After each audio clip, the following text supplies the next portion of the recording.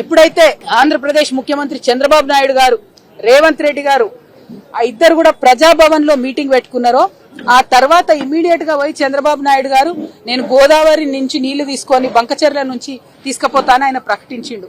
నాకు అర్థమైతున్నది ఏంటంటే ఇది ప్రజలందరూ కూడా నిశితంగా గమనించాలి.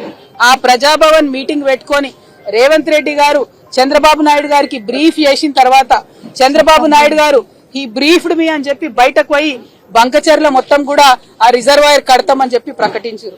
ఎన్ని టీఎంసీలు తీసుకుపోతారట? గోదావరి నదికెళ్ళి 199 అంటే దాదాపు 200 టీఎంసీలు గోదావరి నదికెళ్ళి తీసుకుపోయి అది కృష్ణా బేసిన్ కి ఇస్తారట, పెన్నా బేసిన్ కి ఇస్తారట.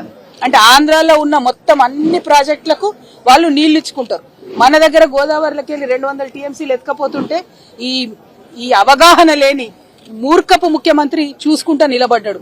ఎందుకంటే ఈయన జుట్టు మరి బ్యాగ్ తో దొరికింది కదా, ఈయన జుట్టు చంద్రబాబు చేతిలో ఉన్నది, ఆ చంద్రబాబు జుట్టు మోడీ చేతిలో ఉన్నది.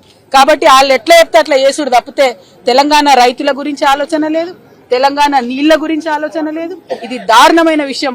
నేను ముఖ్యమంత్రి గారిని సవాల్ చేస్తా ఉన్నా, నిజంగా మీరు తెలంగాణ హితం కోరేటటువంటి ముఖ్యమంత్రి అయితే ఎందుకు ఉత్తరం రాస్తలేవు కేంద్రానికి? రాయొచ్చు కదా మోడీ గారికి, మేము ఒప్పుకోం మీ ప్రాజెక్టు చంద్రబాబు ప్రతిపాదనని, కోర్టులో కేసు వేయొచ్చు కదా, ఎందుకు వేస్తలేవు?